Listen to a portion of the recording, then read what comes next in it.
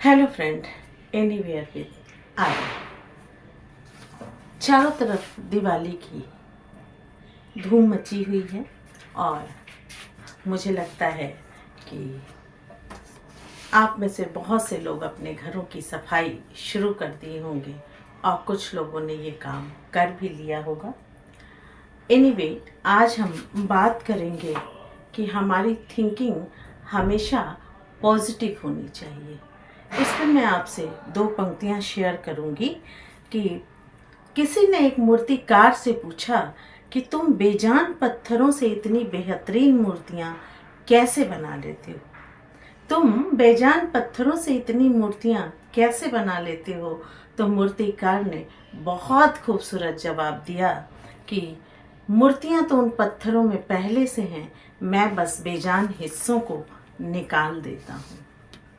देखिए कितनी बड़ी बात है। हम क्या करते हैं, अगर वाइट सरफेस पे कोई ब्लैक डॉट होता है तो हम उसी को ध्यान देते हैं, हम वाइट सरफेस भूल जाते हैं। कहने का मतलब है कि हम इतने नेगेटिव हो चुके हैं कि हम अपनी संभावनाओं को ना देखकर सिर्फ कमियों को देखते हैं। मैं आज अपने इस चैनल के माध्यम से आपसे कहना चाहती हूँ कि ठीक है, कमियां भी होती हैं। कमियां अगर ना हो तो काबिलियत का पता नहीं चलता। रावण नहीं होता तो राम आज मर्यादा पुरुषोत्तम न होते। लेकिन अगर कोई कमी है, कुछ आपके पास रिक्तता है, तो जीवन पर्यंत उसको लेके बैठे रहने से कुछ नहीं होने वाला है। जो आपके पास क्वालिटी है या जो आपके पास मौजूद है, आप उस पे वर्क करें, आप उसे अपनी सोच में लाएं, आप उसे अपनी ज़िंदगी में उतारें।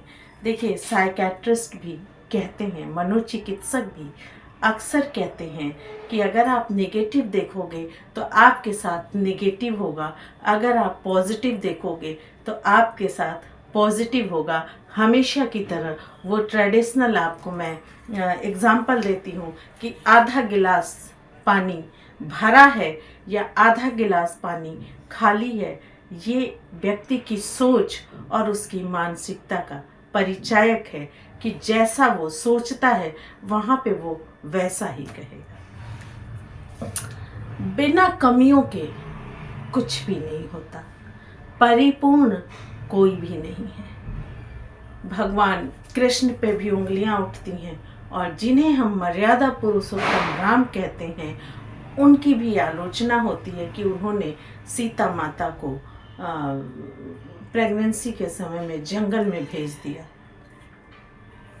तो जो भी हो, इस पे मैं भगवान पे और ईश्वर पे मैं उंगली उठाने के फेवर में नहीं हूँ।